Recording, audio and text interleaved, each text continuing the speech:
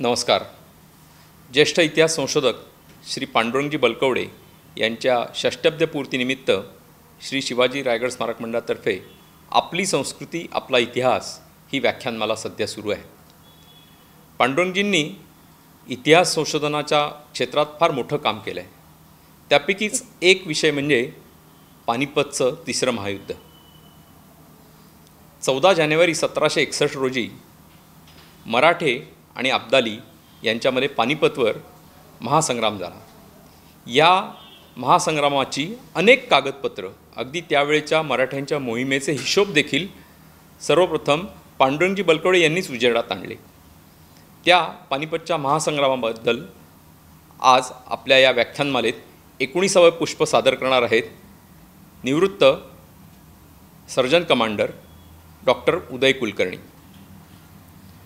उदयरावांबद्दल थोडक्यात माहिती मी आपल्याला या ठिकाणी देत आहे. उदयरावांनी पुण्यामध्ये आर्म्ड फोर्सेस मेडिकल कॉलेज म्हणजे AFMC इथनं वैद्यकीय शिक्षण घेतलं. त्यानंतर त्यांनी मुंबईतल्या कॉलेजमधनं पदव्युत्तर शिक्षण घेतलं आणि ते भारतीय नौदलामध्ये दाखल झाले. त्याच नौदलामध्ये त्यांनी मोठी देशसेवा केली आणि सर्जन कमांडर या पदावरनं ते निवृत्त झाले. त्यांना मूळचा छंद, आवड ही 18व्या शतकाच्या इतिहासाबद्दल होती. त्यातून निवृत्त झाल्यानंतर त्यांनी या आपल्या छंदाकडे अधिक लक्ष दिलं आणि 18व्या शतकामधला इतिहास, विशेषतः त्यामधला पानिपतचा इतिहास, याच्यावर त्यांनी प्रचंड संशोधन आजपर्यंत केलं आहे. अनेक ग्रंथ त्यांनी या निमित्तानं प्रकाशित केलेले आहे. त्यांची स्वतःचीच प्रकाशन संस्था देखील आहे. त्यातनंच ते हे ग्रंथ प्रकाशित करतात. प्रारंभी उदयरावांनी सॉल्टिस ॲट पानिपत 14 जानेवारी 1761 हे पुस्तक प्रकाशित केलं. पुढील काळामध्ये त्याचा मराठीत देखील अनुवाद प्रकाशित झाला आहे. त्याचबरोबर एक मूळ मराठीत असलेल्या पुस्तकाचा बखर ऑफ पानिपत असा इंग्रजीमध्ये सुद्धा उदयरावांनी पुस्तक लिहिलेलं आहे, त्याचा अनुवाद केलेला आहे. त्याचबरोबर द इरा ऑफ बाजीराव हे पुस्तक त्यांनी लिहिलं आहे. त्याचा देखील पुढील काळामध्ये मराठीत अनुवाद प्रकाशित झालेला आहे. त्याचबरोबर James Wales artist and antiquarian in the time of Peshwa Sawai Madhavrao हे पुस्तक उदयरावांनी लिहिलं आहे. त्याच्या पुढील काळामध्ये the extraordinary epoch of Nanasaheb Peshwa हे पुस्तक उदयरावांनी लिहिलं आहे. अशी अनेक पुस्तकं त्यांनी इंग्रजी भाषेमधनं सुद्धा लिहिलेली आहेत. याच्या मागचा त्यांचा हेतूही हा होता की हा सगळा इतिहास, मराठेशाहीचा दैदिप्यमान वैभवशाली इतिहास हा सर्व जगासमोर येणं आवश्यक आहे. पुढील काळामध्ये सुद्धा उदयरावांचं संशोधन चालूच आहे. त्यामध्ये विशेषतः उदयराव सध्या 18व्या शतकातील अनेक अप्रकाशित कागदपत्रे यांचं संशोधन करत आहेत आणि पुढील काळात तेही प्रकाशित करण्याचा त्यांचा मानस आहे. पानिपतचं युद्ध 1761 साली झालं. त्यामध्ये मराठे संपले नाहीत, तर त्याच्या पुढच्या काळामध्ये मराठ्यांनी आपल्या राज्याचा प्रचंड विस्तार केला. या उलट अब्दालीची परत कधी दिल्लीला येण्याची हिंमत झाली नाही. पुढच्या काळात दिल्लीवर देखील मराठ्यांचंच राज्य होतं आणि पुढचा 40 वर्षाचा काळ हा मराठ्यांनी साम्राज्याचा विस्तार केल्याचं आपल्याला सप्रमाण सिद्ध होतं. अशा अनेक गोष्टी, विशेषतः या काळामध्ये माधवराव पेशवे असतील, पानिपतच्या पुढच्या काळामध्ये त्यांनी या स्वराज्याचा विस्तार केला. या सगळ्या काळावर सुद्धा पुढील काळामध्ये संशोधन करून काही पुस्तकं प्रकाशित करण्या, काही साहित्य प्रकाशित करण्याचा उदयरावांचा मानस आहे आणि त्या दृष्टीने सध्या त्यांचं काम चालू आहे. अशा पद्धतीने भारतीय नौदलातून देशसेवा करत असताना उदयरावांनी जे काम केलं आहे त्याच पद्धतीने 18व्या शतकाचा मराठेशाहीचा सगळा इतिहास हा जगासमोर आणण्याचं सुद्धा एक मोठं कार्य डॉक्टर उदय कुलकर्णी करत आहेत. आज आपल्या या व्याख्यानमालेतील 19व्या पुष्पासाठी मी त्यांचं या ठिकाणी स्वागत करतो आणि त्यांनी आपला विषय मांडावा अशी त्यांना विनंती करतो. त्याचबरोबर आपल्या संशोधन कार्यात व्यस्त असताना देखील डॉक्टर उदय कुलकर्णी यांनी आजचं व्याख्यान आपल्या सगळ्यांच्या समोर सादर केलं आहे. यासाठी मी त्यांना त्यांचे आभार मानतो. धन्यवाद. नमस्कार. श्री शिवाजी रायगड स्मारक मंडळातर्फे आज जे व्याख्यान आपण ठेवलं आहे याचा विषय आहे पानिपतचे महायुद्ध आणि गैरसमज.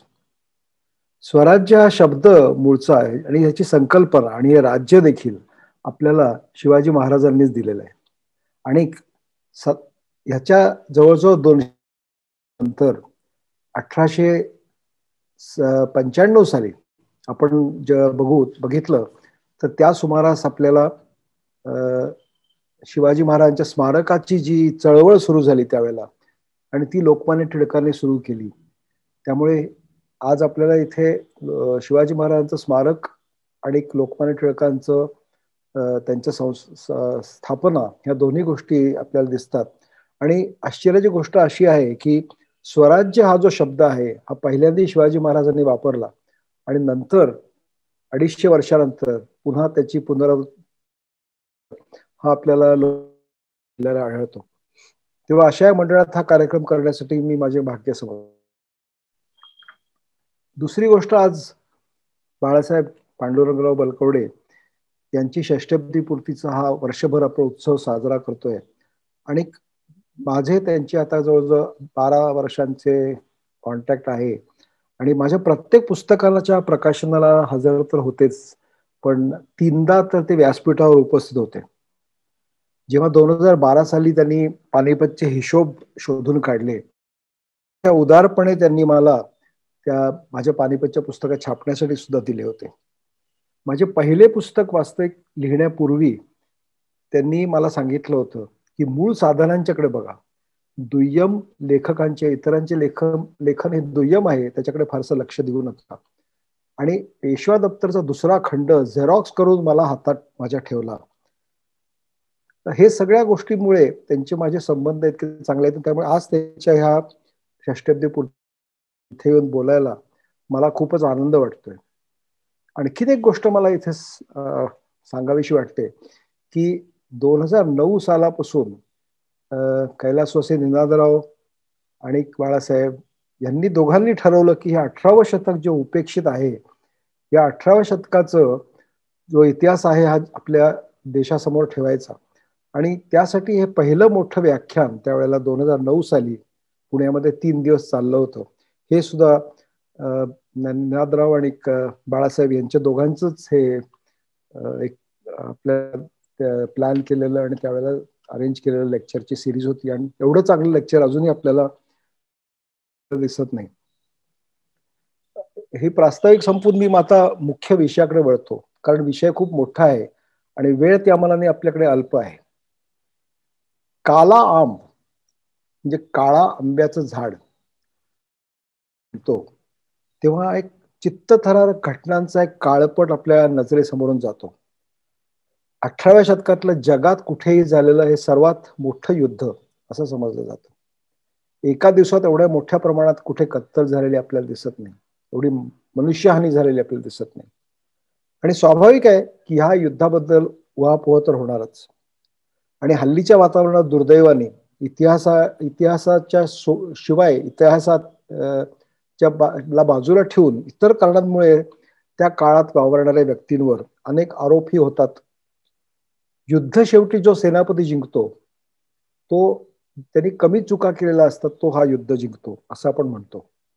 पण युद्ध होणारा प्रदेश, त्या युद्धात दोन्ही सैन्यांची बलाबल, त्या सैन्यातली एकी, त्या पूर्ण मोहिमेचे डावपेच, अशा अनेक कारणांमुळे शेवटी ह्या युद्धाचा परिणाम तो काय झालेला असतो तो.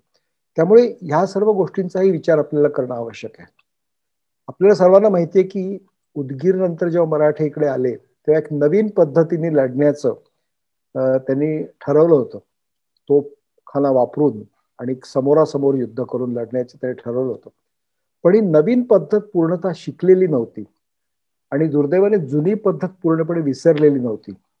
त्यामुळे अशा ह्या मधल्या स्टेजमध्ये आपण हे युद्ध झालेलं आपल्याला. ह्याच्या पुढे जर मारली तर तुम्हाला महादजी शिंदे यांचे डिबॉयनचे जे ब्रिगेड्स दिसतात, आणि त्यामध्ये ज्या पद्धतीने महादजींनी उत्तर हिंदुस्थानात सर्व सत्तांना आपल्या अंकित केलं हे आपल्याला दिसतं. तेव्हा ते त्यावेळेची जी कंपूंची लढाईची एक प्रकारची पद्धत होती, तोपर्यंत ती मराठ्यांनी अवलंबलेली आपल्याला दिसतात.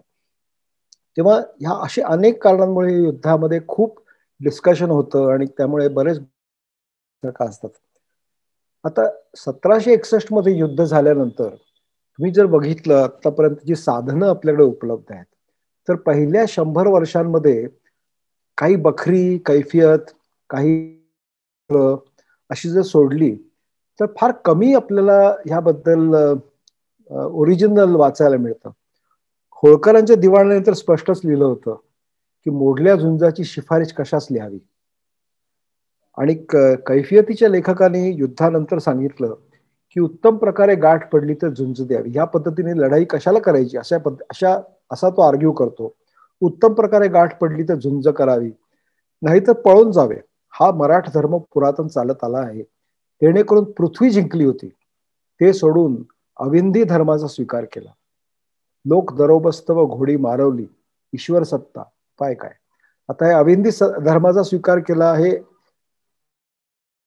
छावणीमध्ये थोडी प्रमाणात जी फूट होती, दोन पद्धती वेगळ्या वेगळ्या लढाईच्या जे लोक ठरत होते की गनिमी काव्याने लढायचं का समोरासमोर द्यायचं, याच्यावर थोडासा कमेंट आहे असं मला वाटतं की ही अविंधी धर्म. कारण इब्राहिम खान गार्दीचं मत होतं की अशा पद्धतीने लढावं तोफखाना वापरून. मल्हारराव होळकरांचं मत होतं की गनिमी काव्याने लढावं. तेव्हा या दोन्हीमध्ये आपल्याला त्याच्या थोडेसे शेड्स दिसतात असं मला म्हणता येईल. पण तरी आपण पुढे उदगीर पासून सुरुवात करू की उदगीर पासून काय काय होत गेलं. तेव्हा दोन मोठी युद्ध त्यावेळेला जानेवारी 1760 मध्ये हिंदुस्थानात होत होती. दक्षिणेमध्ये उदगीरला निजामाशी युद्ध झालं. त्यात इब्राहिम खान गार्दीच्या तोफखान्यांनी पराक्रम चमत्कार दाखवला आणि काही दिवसातच निजामाचा पराभव झाला. ह्या आनंदोत्सवात जेव्हा सगळे एकत्र जमले होते, त्याच वेळेला उत्तरेकडून बातमी आली की 10 जानेवारी 60ला दत्ताजी शिंदे हे बुराडी घाट दिल्लीच्या उत्तरेकडे दिल्लीच्या संरक्षणासाठी लढत असताना पडले. त्या नकाशामध्ये दत्ताजींच्या आणि अब्दालीच्या सैन्याच्या हालचाली आपल्याला त्या आधीच्या 2 महिन्यात काय काय झाल्या त्या दिसून येतात. आणि दत्ताजीला जेव्हा वीर मरण आलं आणि जनकोजीला जेव्हा हाताला गोळी लागली, तेव्हा शिंद्यांची फौज जी माघारी गेली ती कोटपुतलीपर्यंत पोहोचली, जिथे त्यांना मल्हारराव होळकर येऊन भेटले. आणि त्यानंतर मल्हारराव होळकरांनी स्वतः काही दिवस गनिमी काव्याने लढण्याचा एक प्रयोग केला. आणि त्यामुळे शिंदे होळकर हे एकत्र लढले नाहीत असंच आपल्याला तर ह्यामुळे काय झालं की एकतर दत्ताजी शिंदे पडले आणि मल्हार होळकरांचा गनिमी कावा हाही महिन्याभरात फोल ठरला.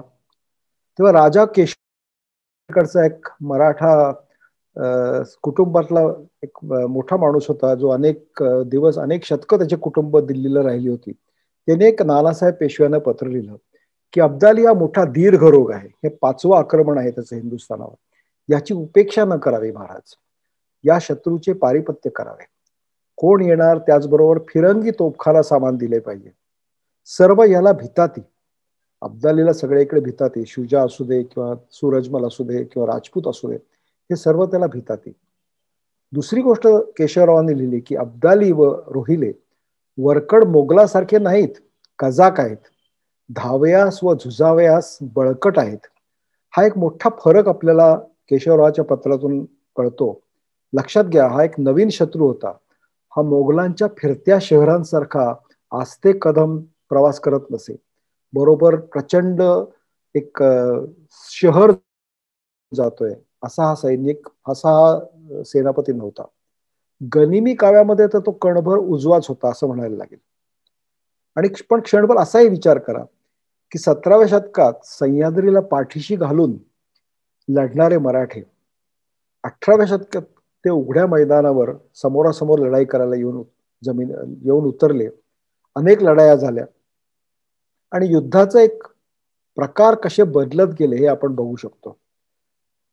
पहिल्या एक दोन प्रकारचे युद्ध आहेत. एक म्हणजे जमिनीचा ताबा आपल्याकडे ठेवणं आणि दुसरा प्रकार आहे जो जमिनीचा ताबा शत्रूला आपल्या ताब्यात ठेवू न देणं. 17व्या शतकामध्ये जेव्हा गड किल्ल्याचा आपल्याला आसरा घेता येत होता, तेव्हा समजा पुण्याला मोगल सैन्य येऊन थांबलंय तर त्याच्यावर येऊन त्यांना हल्ला करून परत गडावर निघून जाणे, हा एक प्रकारचा युद्ध प्रकार होता, ज्याला आपण एक ताबा किंवा एक एक स्ट्रॅटेजी होती की शत्रूला ताबा मिळवण्यापासून डिनाय करणे किंवा त्याला मिळू न देणे, ही एक त्याची युद्धनीती होती. याच्या उलट जेव्हा मराठा सत्तेचं ताकद वाढली, जेव्हा त्याचं साम्राज्यात रूपांतर झालं 18व्या शतकात, तेव्हा ह्याच्यामध्ये बदल होत गेला आणि आता ताबा स्वतःच्या हातात ठेवणे हे त्याच्या मागची स्ट्रॅटेजी राहिली. पुढे तुम्ही बघता हैदर अलीशी जेव्हा लढाया कर्नाटकात झाल्या तेव्हा हैदर अली गनिमी काव्याने लढत असे आणि माधवराव पेशव्यांचं सैन्य उघड्या मैदानावर त्याला खिचून आणण्यासाठी प्रयत्न करत असे.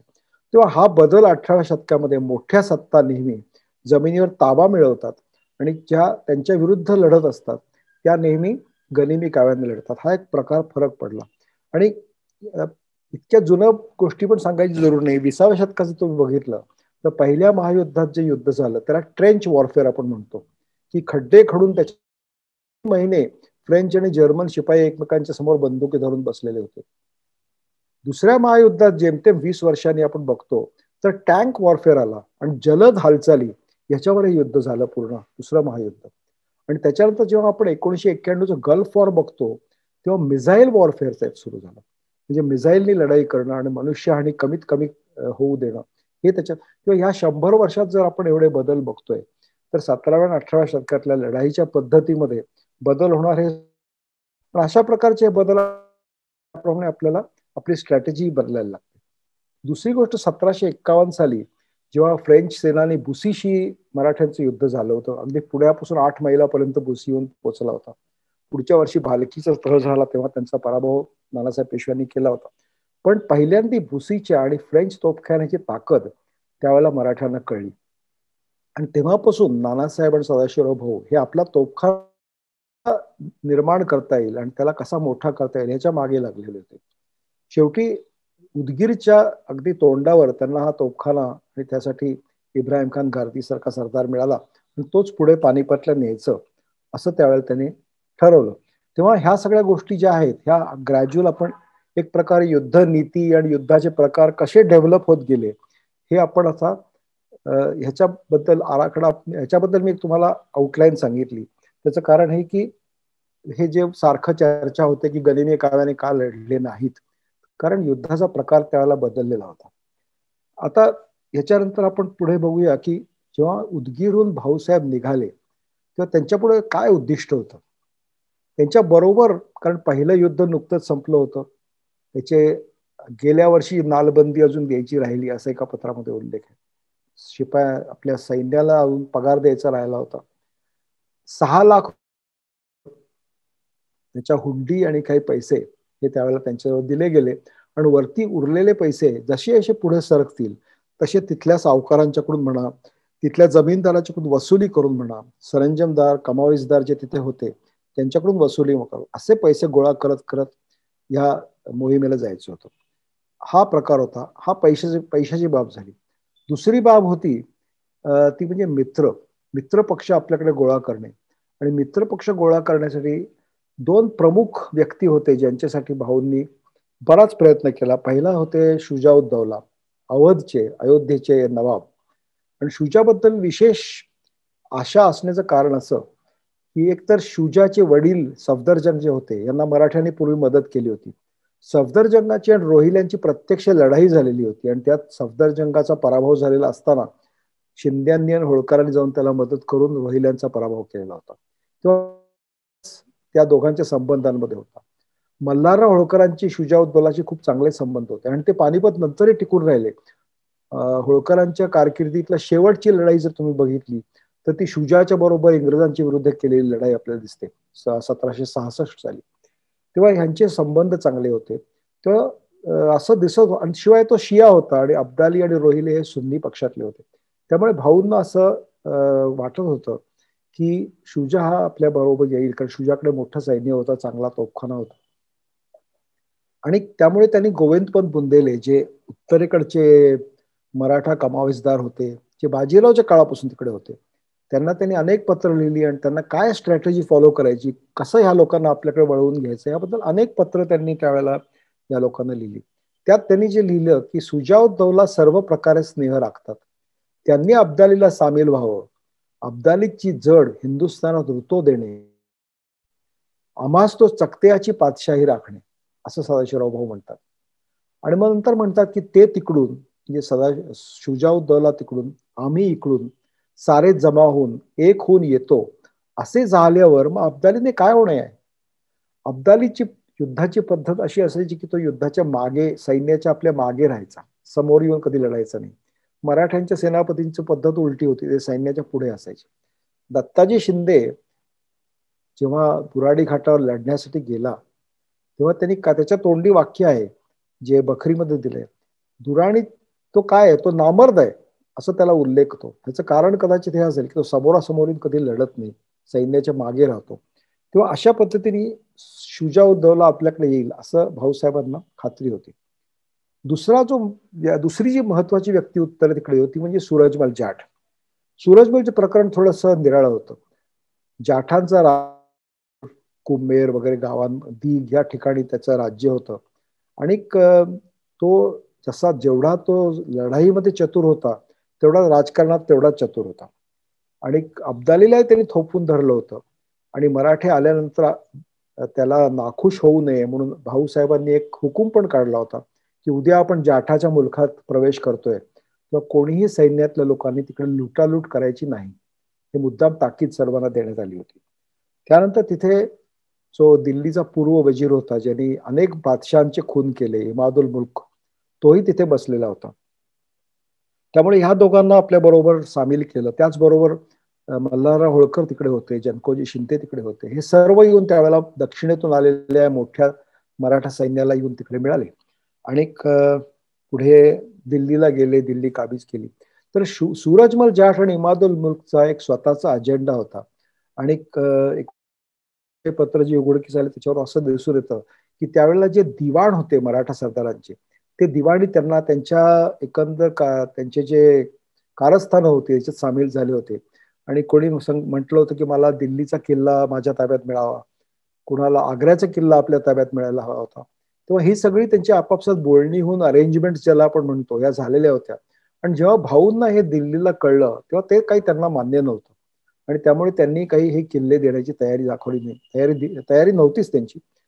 आणि इमादुल मुल्कला तर ते म्हणले की ज्या माणसाने न लढता लाल किल्ला दिल्लीचा शत्रूला सुपूर्द करून दिला, एकदा नव्हे, दोनदा नव्हे, 4 वेळा, त्याच्या हातात तर मी लाल किल्ला कधीच देणार नाही. किंवा हे जेव्हा ऐकलं ऑगस्ट 1760च्या पहिल्या आठवड्यात, जेव्हा ह्या दोघांना हे कळलं की याच्यातून आपल्याला काही वैयक्तिकपणे मिळणार नाहीये, तेव्हा या दोघांनी सैन्यातून निराळे झाले आणि परत आपल्या भरतपूरला निघून गेले. आणि त्यांची समजूत घालण्यासाठी माणसं पाठवली, त्यांचा समजूत घालायचा प्रयत्न केला. पण असं दिसतं की हिंदुस्थानावर आलेल्या या संकटाची जाणीव जणू फक्त मराठ्यांनाच होती.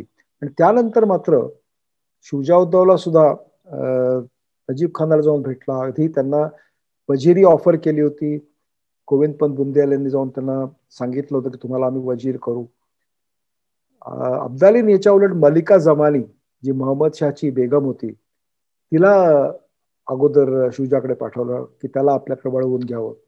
तिचं जेव्हा ह्याच्यात यश आलं नाही तेव्हा त्यांनी स्वतः नजीब खानाला पाठवलं.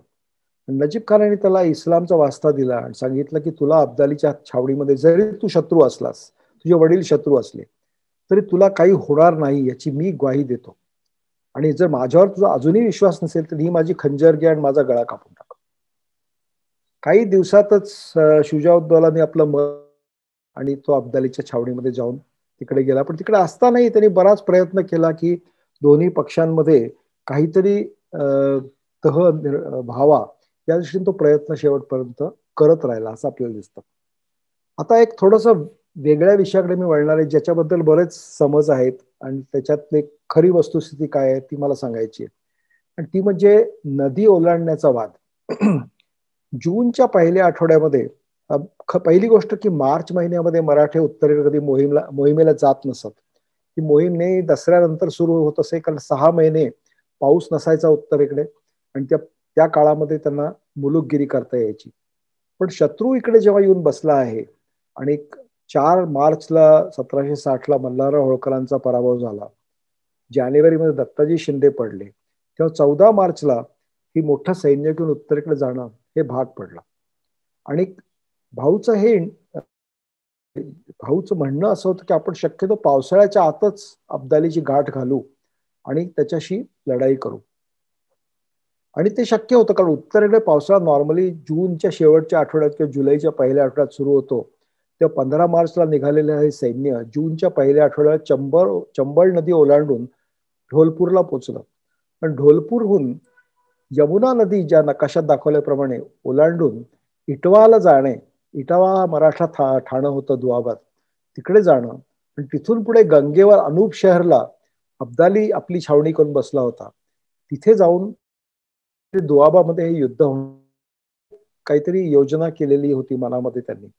तेव्हा ढोलपूरला गेल्यानंतर त्या वर्षी नेमकं पाऊस खूप लवकर आला आणि यमुना नदीला मोठा पूर होता. हे एक कारण. दुसरं कारण, ज्या नावांचा पूल बांधण्यासाठी नावा लागतात, त्या नावा नाहीत आणि एवढ्या पुरामध्ये त्या नावांचा पूल बांधणं सुद्धा अवघड झालं असतं.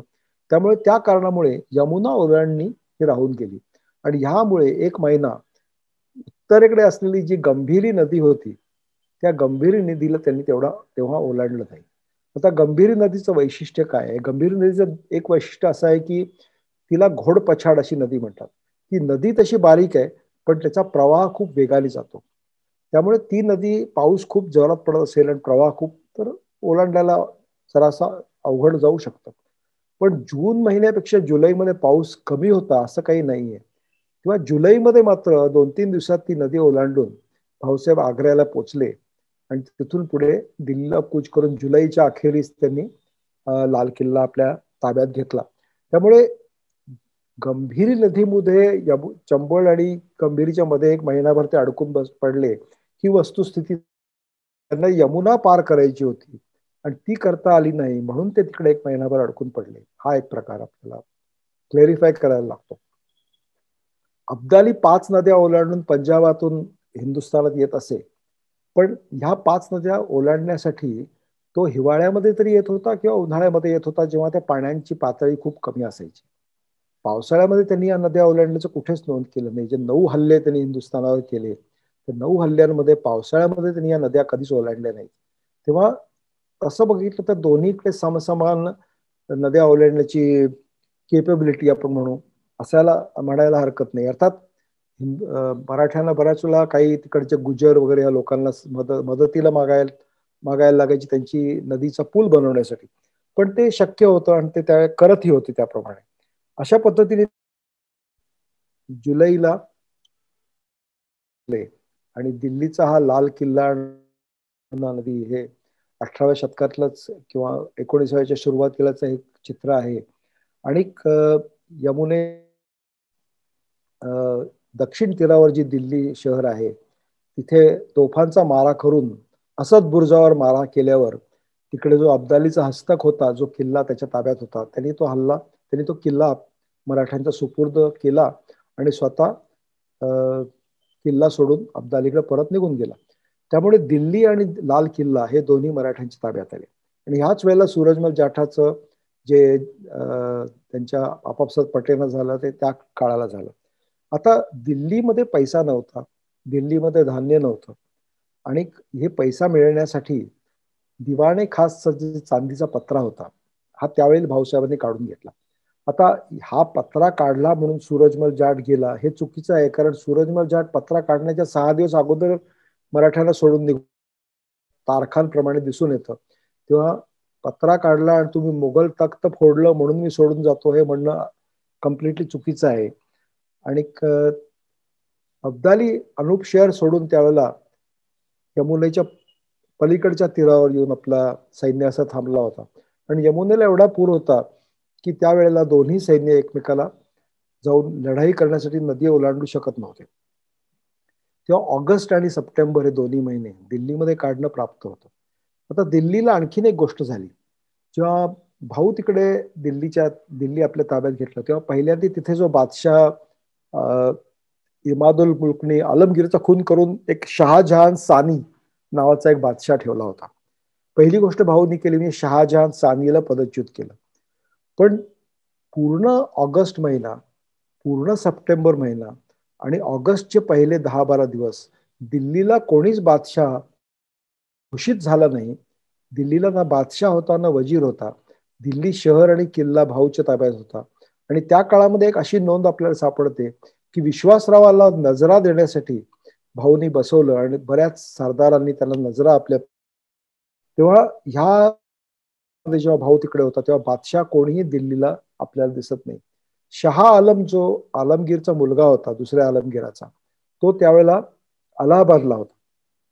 आणि अलाहाबाद बिहार या ठिकाणी काहीतरी करून इंग्रजांशी लढायचा प्रयत्न होता. पण भाऊनी त्याला तोपर्यंत बादशाह तुला आम्ही करतो अशी रेकग्निशन दिली नव्हती. फक्त शुजाउद्दौला निरोप पाठवला होता की आम्ही युद्ध जिंकलो, तुला आम्ही वजीर करू. तेच ऑफर त्याला अब्दालीने दिली होती. अशा तऱ्हेने हे 2 पावसाळ्याचे महिने गेल्यावर ऑक्टोबर महिन्यात जसं नवरात्र सुरू झाली तसं भाऊ विचार करू लागला की आता घोड्यालाही दाणा नाहीये, लोकांनाही अन्न नाहीये, तर या दिल्लीच्या बाहेर आहे तिथले मोगलांची त्यांच्या खर्चासाठी महिन्याला 1 लाख रुपये खर्च येतोय. हे सर्व बाळासाहेबांच्या पानिपत हिशोबामध्ये सर्व दिलेलं आहे. तेव्हा आपण आता उत्तरेकडे जाऊ. कर्नाळच्या जवळ पानिपतच्या पलीकडे जे कुंजपुरा नावाचा एक किल्ला होता आणि गाव होतं. त्या गावामध्ये 6,000 अफगाण नदीचं पाणी उतारायची वाट बघत होते. म्हणजे ते नदी ओलांडून पलीकडे जातील आणि अब्दालीला मिळतील. याशिवाय कुंजपुराच्या किल्ल्यामध्ये मोठ्या प्रमाणात धान्य साठा होता, प्रचंड संपत्ती होती. त्यामुळे ते एक आकर्षण भाऊंना उत्तरेकडे जाण्यासाठी होतं.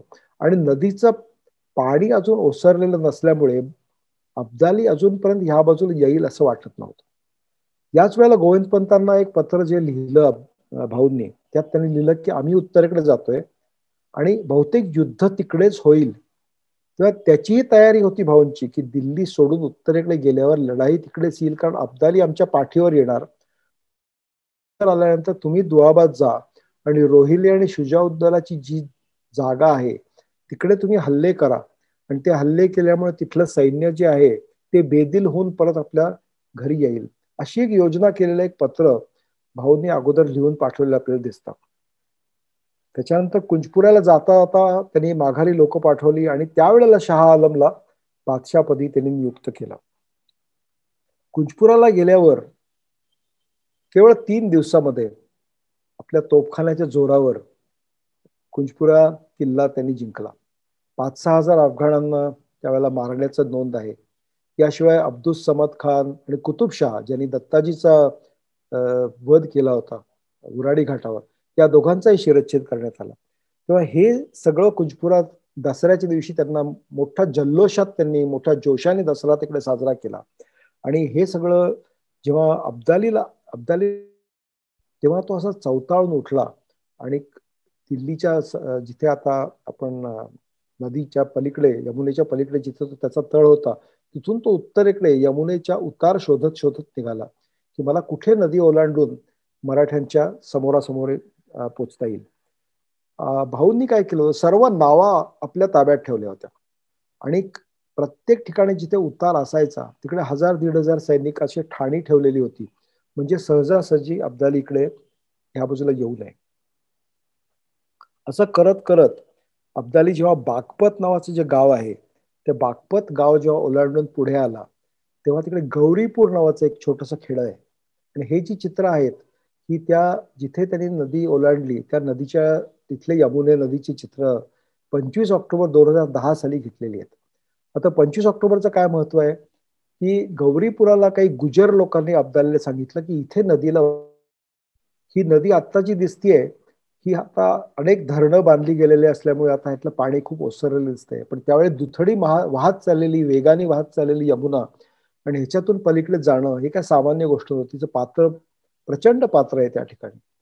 आणि त्यावेळेला जेव्हा गुजरांनी सांगितलं की इथे उतार आहे आणि इथे खोली पाण्याची जरा कमी आहे, तेव्हा अब्दालीनी आपल्या वजीराला पहिल्यांदा पुढे जायला सांगितलं. हत्ती, घोडे आणि एक सैन्य असे त्या पाण्यामध्ये घुसले आणि 25-26 ऑक्टोबर 2010 रोजी गौरीपुरावरून ते नदी ओलांडून नदीच्या पश्चिमेकडे आले, यमुनेच्या पश्चिमेकडे आले, सोनपतच्या जवळ कुठेतरी आले. सोनपतला काही मराठ्यांची 1000-1500 लोकांची ठाणं होतं, पण त्यांना हे आयदर त्यांना कळलं नाही, त्यांचं लक्ष नव्हतं, काही कळायला मार्ग नाही. पण त्यांची पूर्ण अब्दालीची फौज पोहोचल्यावर आधी त्यांच्याशी लढली, कत्तल झाली.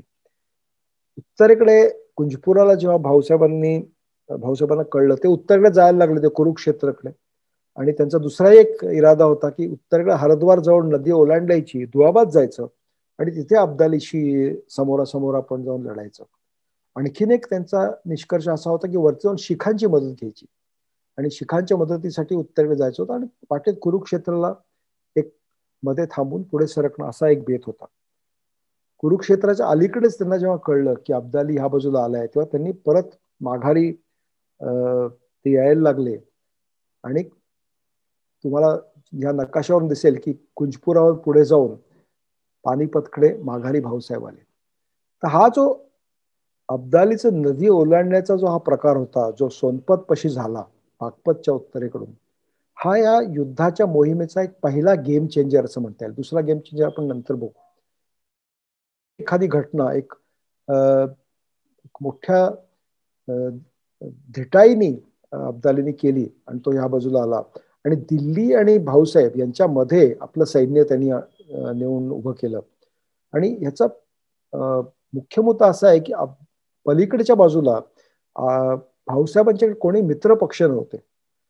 तुम्ही जर दुआबामध्ये त्यावेळेला गेलात, तो पूर्ण रोहिल्यांचा प्रदेश होता आणि त्यामुळे तिथून कुमक मिळण्याची काही आशा नव्हती. कुमक मिळण्याची आशा फक्त दिल्लीहून होती आणि दिल्ली आणि मराठ्यांच्या मध्ये हा अफगाण सैन्य येऊन उभं राहिलं. जेव्हा पानिपतला जेव्हा मराठे पोचले, तेव्हा त्यांनी इब्राहिम खान गार्दीच्या सल्ल्याने आपल्या छावणीभोवती एक खंदक खणला. त्या खंदकावर आपल्या तोफा उभ्या केल्या आणि आता आपल्यावर केव्हा तरी हल्ला होईल अशा अपेक्षेने वाट बघत, कारण वेगाने बागपतला ओलांडल्यानंतर पानिपतकडे आला. आणि जेव्हा त्यांनी 2-3 कोसावरून बघितलं की इकडे असे हे तोफा रचून खंदक खणून हे बसलेले आहेत, तेव्हा अकस्मात तो थांबला आणि तो पुढे सरकेना. आणि अनेकांनी जेव्हा त्याला इतर सरदारांनी त्याच्या सैन्यातलं सांगितलं की आपण हल्ला करू, तेव्हा तो म्हणला नाही, ही युद्धाची बाब आहे, ही तुम्ही माझ्यावर सोडवून द्या. आणि तिथे त्यांनी छावणी 3 कोसावर मराठ्यांपासून अफगाणांनी आपली छावणी केली आणि तिथे तो शांतपणे बसून राहिला आणि पुढचं काय करायचं ह्याचे तो प्लॅनिंग करायला लागला. मराठे याच्या उलट अब्दालीच्या हल्ल्याची वाट बघत होते. आणि जसं कैफियतीचा लेखक युद्धानंतर म्हणतो, आपल्या भोवती खंदक खडून कोणी राहिले होते काय, तर ही मराठ्यांची पानिपत मधली छावणी आपल्याला दिसते आणि त्याच्या भोवती हा पूर्ण खंदक आणि त्याच्या प्रत्येक ठिकाणी कोणाकोणाचे सैन्य होतं, त्या सर्वांची नावं आपल्याला दिसतात. हे 1792 मधलं पानिपत गावाचं चित्र आहे. तेव्हा फारसं काही त्या काळात बदललं नाही. मोठी मोठी झाडी होती. अगदी 20व्या शतकाच्या सुरुवातीपर्यंत तिकडे वाघ दिसायचे असं म्हटलं जातं. तेव्हा हे सगळे प्रकार आपल्याला त्यावेळेला दिसतात. आता हल्ला झाला नाही, पण नोव्हेंबर महिना जो सगळा गेला, त्या नोव्हेंबर महिन्यामध्ये मराठ्यांची सरशी होती, कारण त्यांच्याकडे भरपूर धान्य होतं, त्यांच्याकडे पैसा होता आणि अब्दालीला कुणीकडून युद्धाला प्रवृत्त कसं करायचं ह्याच्याकडे त्यांचं लक्ष होतं. तेव्हा त्याच्या छावणीत जाऊन त्याचे उंट घोडे चोरून आणायचे, त्याच्या काही लोकांना बाहेर आले त्यांना मारायचं, असे प्रकार ते करू लागले. पण अब्दालीने सर्वांना ताकीद दिली होती की जायचं नाही आणि जरी त्यांनी घोडे आणि उंट त्यांना प्रतिकार करायचा नाही. तेव्हा पूर्ण नव्या एकमेकावर तोफांचे गोळे टाकणे आणि असे भुरटे हल्ले करणे ह्याच्यात गेले. पण अब्दाली काही केल्या येईना. शेवटी किती दिवस थांबायचं? एकतर आपली मोबिलिटी ज्याला आहे, युद्धाची हालचाल करण्याची क्षमता जी आहे ही एक कमी झालेली, कारण एका ठिकाणी तुम्ही छावणीत बसलाय. तेव्हा मराठ्यांनी एक रणखांब उभा केला आणि त्या रणखांबावर अफगाणांना सांगितलं तुम्ही येऊन आमच्याशी लढा. तेव्हा नजीब खान आणि इतर काही सरदारांनी येऊन आणि इकडच्या बाजूने काही आपल्या लोकांच्या जाऊन तिकडे लढाई केली आणि तिकडे एक 7 तारखेला डिसेंबरच्या एक मोठी लढाई झाली. दुपारी सुरू झाली ती रात्री उशिरापर्यंत चालली. आणि नाना फडणीस आपल्या पत्रात म्हणतो की ती लढाई आपल्यासाठी चांगली गेली, त्यांचे 1500 लोक मारले आपण. शेवटी संध्याकाळी उशिरा बळवंतराव मेहेंदळे, जे खरं म्हणजे भाऊंचे त्यावेळेला उजवे हात होते, त्यांना एक गोळी लागली आणि ते घोड्यावरून पडले आणि त्यांचा मृत्यू. त्यांच्या पत्नी तिकडे सती गेल्या. अनेक प्रकारची एक दुःखाची एक कळा त्या पूर्ण छावणीवर त्या दिवशीपासून पडली. तर हे 7 डिसेंबरची ही घटना. आणि त्यावेळेला तोपर्यंत असा अन्नाचा तुटवडा असणं किंवा पैसे नसणं हे काय प्रकार दिसत नाही. आणि ह्याच वेळेला अब्दालीने आपली छावणी यमुनेच्या काठी नेली होती आणि तिकडे पाणी मिळत होतं, दुआबातून त्याला सप्लाईज मिळत होते, त्यामुळे त्याचे सिच्युएशन जास्त सुधारली. त्याच्या उलट मराठ्याच्या छावणीमध्ये बरेच दिवस राहिल्यामुळे त्या छावणीमध्ये एक प्रकारची दुर्गंधी पसरायला लागली आणि त्यामुळे त्या वातावरणामध्ये राहणं हे हळूहळू असह्य व्हायला लागलं. हा एक दुसरा प्रकार इथे झाला पानिपतला. आता हे सगळं होत असताना भाऊंचं मोठा हिकमती माणूस गोविंदपंत बुंदेले, गोपाळ गणेश बर्वे हे सगळे जे पलीकडच्या बाजूने समावेशदार होते, यांना त्याची पत्र चालली होती की तुम्ही आता हल्ले करा, म्हणजे जे अब्दालीच्या आणि रोहिल्यांच्या सैन्यामध्ये जे तिकडचे सैनिक आहेत यांना आपल्या घरादारांची काळजी वाटेल आणि ते सैन्य सोडून परत घरी जायला लागतील आणि तिकडून येणारे जे कुमक आहे अब्दालीला, ती कुमक बंद होईल आणि त्यामुळे त्यांच्याकडे गोष्टी त्या अन्नाच्या किमती वाढतील. आणि जेव्हा 15 डिसेंबरच्या सुमारास गोविंदपंतांनी हल्ले सुरू केले तेव्हा थोडंसं तसं झालं देखील की अब्दालीच्या छावणीमध्ये किमती वाढायला लागल्या, तिकडच्या लोकांना चुळबुळ वाढायला लागली की आपल्या घरदारांवर हल्ला मराठे करतायत वगैरे वगैरे. ह्यानंतर जे गोष्ट झाली ती म्हणजे ह्या लढाईची दुसरा गेम चेंजर, आणि तो म्हणजे अब्दालीने अताई खान म्हणून त्याच्या वजिराचा जो पुतण्या होता आणि जो नुकताच अफगाणिस्तान आला होता, एक 10,000 सैनिक आपल्या सैन्यातून वेगळे करून त्याच्याबरोबर गोविंदपंत बुंदेलेला शोधण्यासाठी पाठवलं. असं म्हटलं की हे मराठ्यांचा झेंडा लावून तिकडे त्याला शोधायला चालले होते. आणि एक दिवस पहाटे आणि मराठा सैन्य आपल्या सकाळच्या कामात गर्क होतं तेव्हा अकस्मात रातोरात प्रवास करून ह्या सैन्याने त्यांच्यावर छापा घातला आणि त्यात गोविंदपंत बुंदेले यांचं हे पकडले गेले, त्यांचा शिरच्छेद करण्यात आला. त्यांचं शीर अताई खानने अब्दालीकडे पाठवलं आणि ते पानिपतला सदाशिवराव भाऊंच्या तंबूमध्ये अब्दालीने पोचतं केलं. तर हे एक दृश्य जुना म्हणजे 100-150 वर्षापूर्वी चित्र असेल, 100-125 वर्षापूर्वी चित्र असेल, त्यात हे आपल्याला दृश्य बघायला मिळतं. आणि गोविंदपंत बुंदेलेचा जेव्हा त्यांनी अब्दालींनी जेव्हा त्याचा मृत्यू झाला त्याच्यानंतर पलीकडच्या बाजूला दिल्लीकडून कोणीही मराठा सरदार शिल्लक राहिलं नाही जे दोन्ही बाजूनी अब्दालीला कोंडीमध्ये आणेल किंवा त्याच्या कुमक येण्यापासून बंदी करेल किंवा मराठ्यांना तिकडून पैसा आणि धान्य पाठवू शकेल. तो हा एक परिस्थिती झाली. आणि त्यानंतर मात्र 20-21 डिसेंबर नंतर जेव्हा शेवटचे पैसे जे आले मराठ्यांच्याकडे ते त्या सुमारास 20 डिसेंबरला अब्दाली परत दिल्लीच्या रस्त्यावर आणली आणि त्यानंतर जे मराठ्यांनी काही 2.5 लाख रुपये आणले होते ते चुकून हीच मराठ्यांची छावणी म्हणून त्यात शिरले आणि ते सर्व पैसे अब्दालीच्या ताब्यात पडले. तर ह्याच्यानंतर जी उपासमार सुरू झाली ही खरं म्हणजे डिसेंबरच्या शेवटच्या आठवड्यातला प्रकार आहे. आणि त्या सुमारास मराठ्यांना खरंच पैशाची आणि अन्नाची चणचण जाणवायला लागली. आणि एकच सोर्स तोपर्यंत त्यांच्याकडे होता तो म्हणजे उत्तरेकडे शिखांच्याकडून काही विकत घेणं, पण त्यांना रोख पैसे द्यायला लागायचे आणि आपलं सर्व चांदी सोनं वितळवून जेव्हा त्यांनी नाणी पाडली, भाऊशाही, जनकोशाही आणि होळकरशाही या नावाची 3 प्रकारची नाणी पाडली आणि त्या नाण्यांवर काही दिवस अन्न तिकडून मिळवलं. पण डिसेंबर एंड किंवा जानेवारीच्या व्हायला लागलं होतं की जर अब्दालीने हल्ला केला नाही तर आपल्याला छावणीतून बाहेर पडून आज न उद्या त्यांच्यावर हल्ला करायला लागेल. आता एक नजर आपण आत्ताची स्थिती जी आहे ही एक 10-11 वर्षापूर्वीचं चित्र आहे की पानिपतच्या मध्ये जी छोटस एक गडी आहे, त्या गडीवरून तुम्ही जर पानिपतच्या युद्धभूमीकडे नजर टाकली तर आज आपल्याला हे दृश्य बघायला मिळतं. ती पूर्ण युद्धभूमी आता कन्स्ट्रक्शननी भरून गेलेली आहे.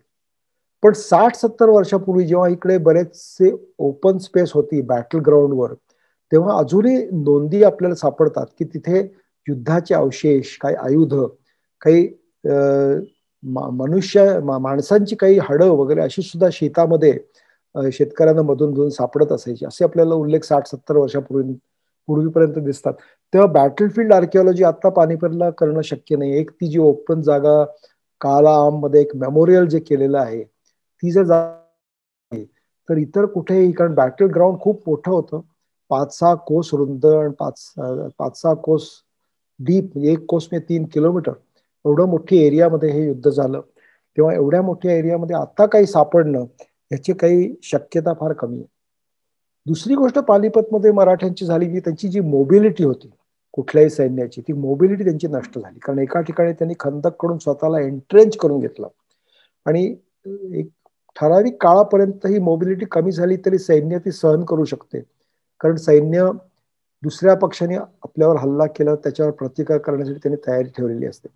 पण एका ठराविक लिमिटच्या पलीकडे जेव्हा ती एंट्रेंचमेंट जाते तेव्हा त्याचा उलट परिणाम व्हायला लागतो. आणि तोच परिणाम डिसेंबरमध्ये मराठ्यांना भोगायला लागला की मोबिलिटी गेल्यामुळे त्यांच्या छावणीभोवती अब्दालीचे सैनिक फिरू लागले एक 2-3 मैलाच्या अंतरावर, आणि बाहेर पडणं अशक्य झालं.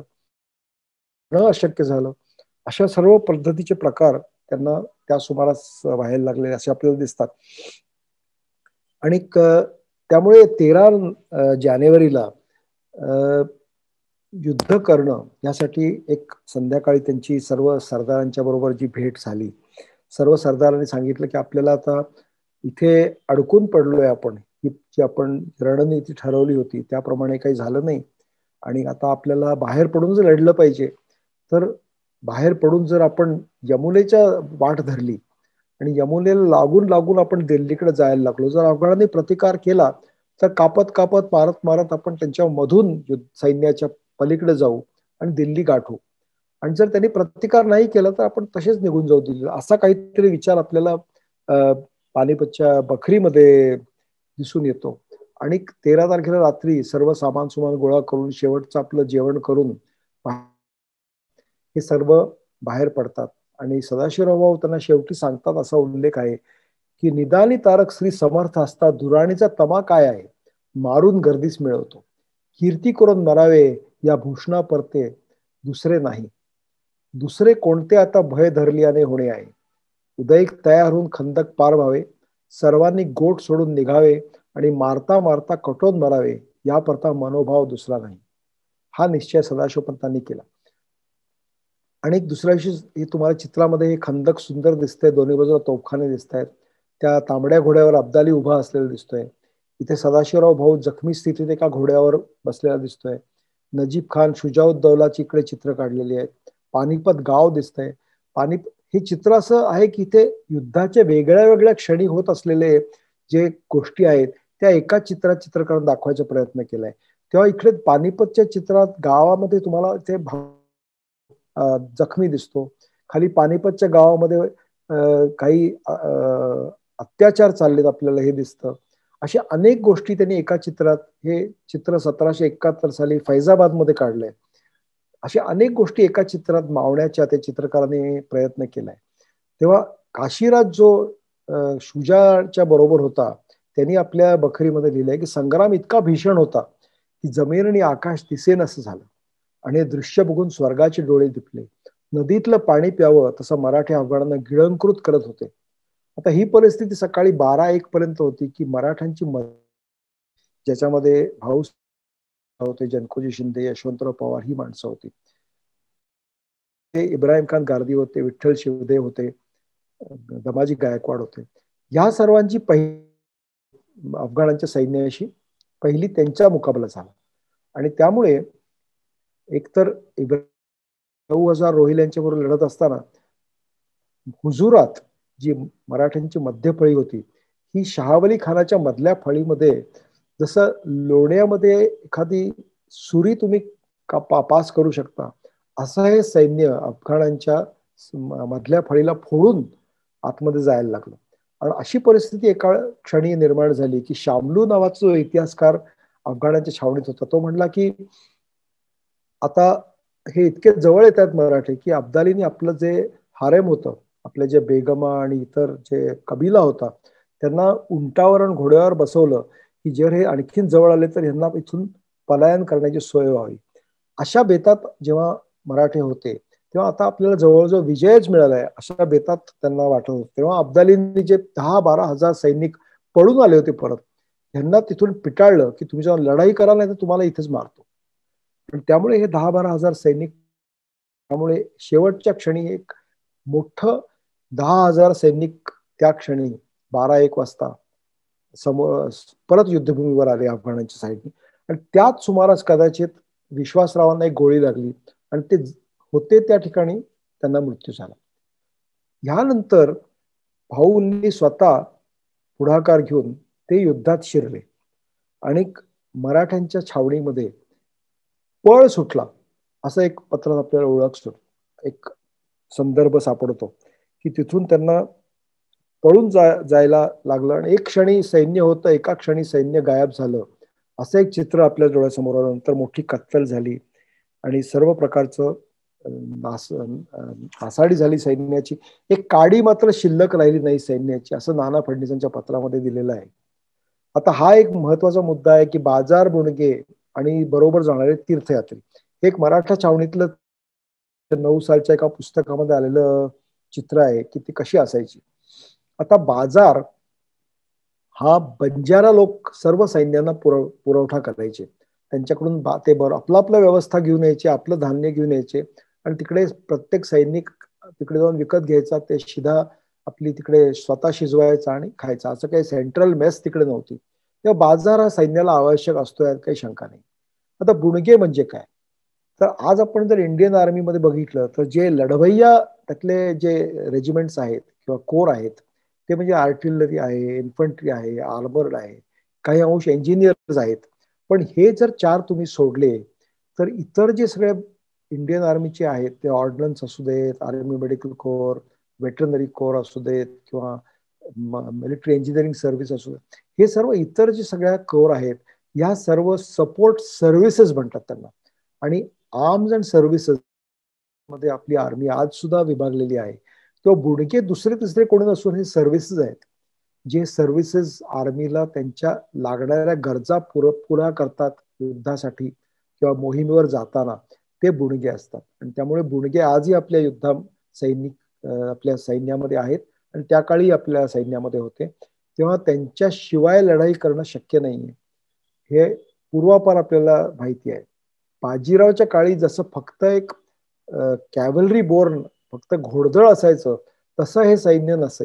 नंतरचं सैन्य हे पूर्ण सर्व तोफखाना जेव्हा तुम्ही जंगी घेऊन जाता तेव्हा तसं तुम्ही सैन्य लढू शकत नाही. निजामाचा जो पालखेडला जेव्हा पराभव केला तेव्हा आधी बाजीराव तिथले बंजारा जे आले होते बाजार मांडायला, निजाम उद्या येणार म्हणून, आधी त्या बंजारांना पळवून लावलं.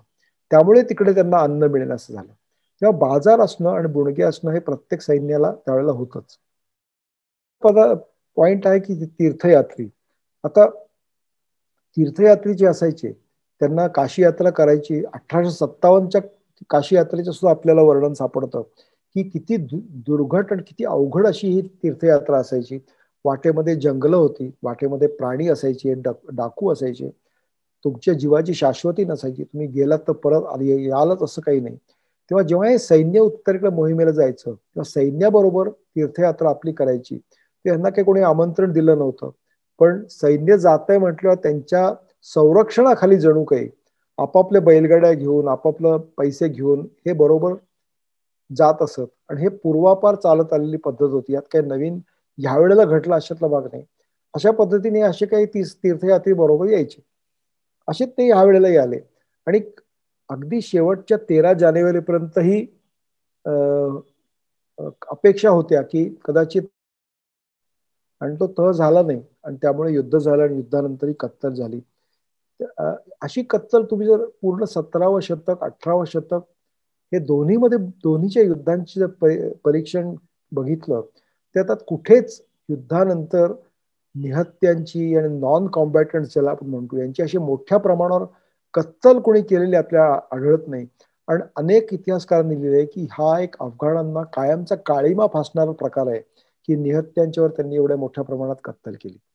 तेव्हा हा एक वन्स इन अ टाइम एकदाच घडणारा प्रकार झाला आणि त्यामुळे ही जी मोठी मनुष्यहानी झाली त्यात हे नॉन कॉम्बॅटंट्स बरेच होते. 45,000 मराठ्यांचं फौज होती, लढवय्या फौज, आणि त्याच्या एक 10,000 जास्त अब्दालीची फौज होती. असे आपल्याकडे अवेलेबल फिगर्स प्रमाणे दिसून येतं. आणि उरलेले सगळे जे होते ते बाजार, बुडगे, तीर्थयात्री मंडळी त्याच्यामध्ये सामील होती. तेव्हा हे बाजार, बुडगे, तीर्थयात्री यांच्याबद्दल जे समज आहे त्याच्याबद्दल थोडं स्पष्टीकरण इथे आवश्यक आहे. त्याच्यानंतर आपण आता नानासाहेब पेशव्यांच्याकडे वळूया. कारण नानासाहेब पेशव्यांचं उत्तरेकडे अनुपस्थिती असणं ही नवीन गोष्ट नव्हती. 1750च्या अगोदरच्या 10 वर्षात नानासाहेबांनी उत्तरेकडे 4 स्वाऱ्या केल्या, पण 1750 नंतर त्यांनी दक्षिणेत स्वाऱ्या केल्या आणि उत्तरेकडे रघुनाथरावांना पाठवलं. ह्यावेळेला रघुनाथरावांनी सांगितलं की मला 80 लाख रुपये द्या आणि एवढी मोठी फौज द्या तरच मी जाऊ शकेन. त्यामुळे भाऊसाहेबांच्यावर ही रिस्पॉन्सिबिलिटी पडली आणि ते उत्तरेकडे गेले. आता नानासाहेबांचा जो तिकडे अभाव होता हा मुख्यतः त्यांच्या मुत्सद्दीपणाचा होता. आणि नानासाहेबांच्या भाऊसाहेबांच्या स्वभावामधला जो फरक आहे हा आपल्याला इथे लक्षात घ्यायला लागतो. एक उदाहरण सांगितलं जातं की कृष्णभट पटवर्धन म्हणून मंगळवेढ्याचे सरदार होते. दोघेही जेव्हा जेवायला गेले तेव्हा भाऊसाहेबांनी काहीतरी न्याय निवाडा करताना एखाद्या माणसाचे काही चुका झाल्या तर त्याचे हातपाय तोडण्याचा हुकूम द्यायचा म्हणून पेशव्यांच्याकडे आले. आणि नानासाहेबांना म्हणले की यांचा हातपाय तोडण्याचा हुकूम द्या. नानासाहेब म्हणले अरे भाऊ आपण इथे कृष्ण भटांच्याकडे जेवायला आलोय तर तू जेवायला बस, आपण नंतर बघू. जेवण वगैरे झाल्यावर त्यांनी शांतपणे कृष्ण भटांना सांगितलं की यांचा न्याय निवाडा करा. तेव्हा हा जो दोघांमधला फरक होता त्यामुळे असं वाटतं की नानासाहेबांचा मुत्सद्दीपणा असता त्यावेळेला तर कदाचित ह्या तहाची जी बोलणी फिसकटली ती फिसकटली नसती. दुसरं एक सदाशिवराव भाऊंना रघुनाथरावांनी जे 1757-58 अटक पर्यंत आपली स्वारी नेली होती त्या स्वारीच्या तुलनेत आपण आता काहीतरी तह करून जर आपण चंबळच्या दक्षिणेला घ्यायचं आपण मान्य केलं तर काय होईल अशी थोडीशी त्यांना स्वतः निर्णय घेण्याची तेवढी त्यांना पॉवर दिलेली नसावी असं एक आपण म्हणू शकतो. तिसरी गोष्ट आपण बघतो की मार्च 1760 मध्येच नानासाहेबांनी भाऊंना पत्र लिहिलं होतं की मज प्रकृती स्तव बरोबर न नेणे असं त्यांनी पत्रात लिहिलेलं आहे. तरी त्यांनी ऑक्टोबर पासून हळूहळू गोदावरीकडे प्रयाण केलं आणि 3 आठवडे पत्र उत्तरेकडून यायला लागायची. जेव्हा पत्र येत नव्हती आणि दोन्ही सैन्यांची काही कोसांवर समीपता झाली, युद्ध झाले का तह झाले असं नानासाहेब विचारायला लागले. तेव्हा त्यांना वाटलं की आता आपल्याला स्वतःलाच जे काही 10-12 हजार सैन्य गोळा झालं होतं ते घेऊन उत्तरेकडे जाणं आवश्यक आहे. आणि ते 31 डिसेंबरला पैठणला गोदावरी ओलांडून उत्तरेकडे जाऊ लागले. 15 जानेवारीला त्यांनी नर्मदा ओलांडली आणि 24 जानेवारीला त्यांना कळलं की युद्धात काय निकाल लागलाय ते. आता दुसरा प्रकार आहे की नानासाहेबांनी लग्न केलं. आता हे लग्न करण्याचं कारण काय होतं ह्याच्याबद्दल कागदपत्र आपल्याकडे आज तरी उपलब्ध नाहीयेत. पण एकतर त्यावेळेला पैशाचा तुटवडा होताच कारण 4 ठिकाणी 4 मोठे मोठे फौजा लढत होते.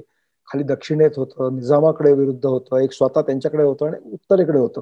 4 मोठी मराठा सैन्य हिंदुस्थानभर पसरली होती. पैशाची गरज तर होतीच. अनेक पत्र त्या काळची आहेत की त्यांनी 2% व्याजावर महिन्याला कर्ज उभं केलेलं आहे. बाबूराव कोणेरनं झाशीला पत्र लिहिले की तुम्ही इतके वर्ष आमच्यावर राहिलात यावेळेला तुम्ही पैशाची मदत केली पाहिजे. आणि एखाद्या देशस्थ सावकाराच्या मुलीशी त्यावेळेला लग्न करणं हे कशामुळे झालं असेल तर एक कारण हे असेल की त्याच्याकडून पैसे त्यांना घ्यायचे असतील. तरी ते कागदपत्र उपलब्ध नाहीत तरी सुद्धा हा एक त्याच्याबद्दलचं कारण असू शकतं. कारण देशस्थ मुलीशी लग्न करणं हा पहिलाच कोकणस्थ देशस्थ लग्न त्या. दुसरीकडे आणखीन एक ज्येष्ठ इतिहासकारांनी मला अलीकडे सांगितलं की असं त्यावेळेला समज होता की एखाद्या मुलीच्या पत्रिकेमध्ये जर वैधव्य योग नसेल आणि तिचं सौभाग्य खूप बळकट असेल तर त्या मुलीशी लग्न केलं जायचं. पण ह्याला परत काही कागदोपत्री पुरावा नसल्यामुळे हे सर्व आपण नुसतं ह्याच्याबद्दल बोलू शकतो, पण याच्यात निर्णायक काही कळत नाही. अर्थात लग्न हे काही एखाद्या वासनेपोटी करण्याचे कारणच नव्हतं, कारण त्या काळी सर्व मोठ्या सत्ताधीशांच्याकडे नाटकशाळा होत्या, तेव्हा या वेळेला ते कारण लग्नाचं नव्हतं. आणि 9 वर्षाच्या मुलीशी लग्न करायचं कारण हे की 9 वर्षापेक्षा मोठ्या मुली लग्नाला उपलब्धच नसायच्या. 9 वर्षापर्यंत सर्व मुलींची लग्न होऊन जायची. तेव्हा हे सर्व प्रकार नानासाहेबांच्या त्यावेळेच्या कारणामुळे आपल्याला वागण्यामुळे आपल्याला दिसून येतो. आणि मुख्य एक रघुनाथरावांनी पत्र लिहिलंय की तुम्ही दिल्लीला का जाऊ नये. ते म्हणतात की तुम्ही अशेर किंवा बुरहाण स्वामींमध्ये कर्तव्य नाही असे आशयाने मी लिहिलं नाही, पण स्वामी लक्षा फौजाचे फर्जंद आहे, 10-12 हजार फौजेनिशी अब्दाली जवळ जावे हे सल्ला आमच्याने देववणार नाही.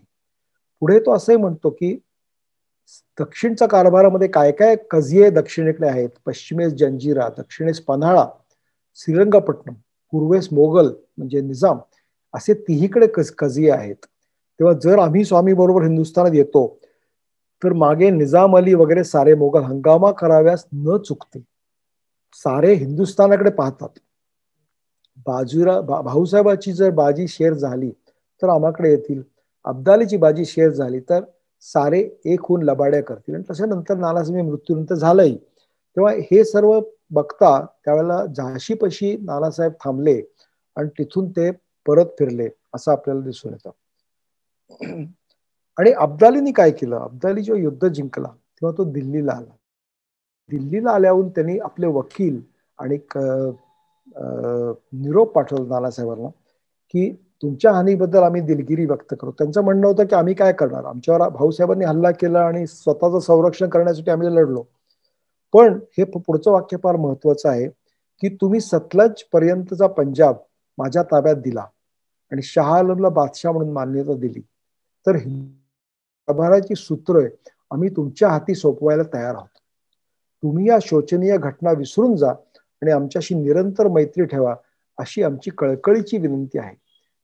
तेव्हा आपण पुढच्या ज्या 4 आणखीन हल्ले झाले अब्दालीच्या हिंदुस्थानावर, 1769 साली शेवटचा हल्ला झाला, या सर्व हल्ल्यामध्ये त्यांनी पंजाबच्या पुढे पाऊल टाकलं नाही. दिल्लीला तो कधी आला नाही. जसं बाजीरावांनी जेव्हा छत्रसालाच्या मदतीसाठी बंगशाचा पराभव केला आणि त्याला सांगितलं परत तो परत बुंदेलखंडात आला नाही, तर पानिपतच्या ह्या युद्धामुळे थोडस असंच काहीतरी झालं की अब्दाली देखील परत हिंदुस्थानावर स्वारी करायला आला नाही. आणि हेच पानिपतचं महत्व आहे की आज आपली जी सीमा दिसते ही चंबळ जवळ दिसत नाही, सतलज जवळ दिसते. याचं एक कारण आहे की हिंदुस्थानची सीमा या पानिपतच्या युद्धामध्ये निश्चित झाली आणि याचा अब्दालीलाही फायदा झाला नाही. मराठ्यांचं तात्पुरतं नुकसान झालं. पुढच्या 10 वर्षात त्यांनी पुन्हा दिल्ली काबीज केली. नजीब खानाचा पत्थरगड हा किल्ला जिंकला. त्याच्यात जे मराठ्यांची लूट त्यांनी केली होती ती सर्व लूट परत मिळाली. हे आपल्याला पुढच्या इतिहासात आपल्याला हे दिसून येतच. ही झाली पानिपतची कहाणी. मी शेवट एका राम सतवा नावाच्या एका शाहिराने भाऊचे जे शेवटचे पानिपतवरचं त्यांनी जे कामगिरी केली याच्यावर एक छोटासा पोवाडा त्यांनी केलाय, वाचून दाखवतोय. भाऊ सारखा मोहरा आम्हावर का रुसला पंची प्यारा, चेतली जणू खूप झाली लढाई, मार होती सवाई, त्याचा रंग बारगीर बिलाई, गिलच्या करीतो घाई, झाला मोड पळती कुळशाही, पालखीच गणती नाही. कुलशाही म्हणजे शाहीतले सरदार. एक एक पळून आला माघारा, कारण बाकीचे बरेच सैन्य माघारी पळून आलं. रणी राहिला बेचारा, भाऊ सारखा मोहरा आम्हावर का रुसला पंची प्यारा. कशी गत झाली गड्यांनो भाऊला, जनकोजी शिंद्याला, लोक पुस्ती एक नेराला म्हणजे एकमेकाला, आम्ही नाही पाहिला.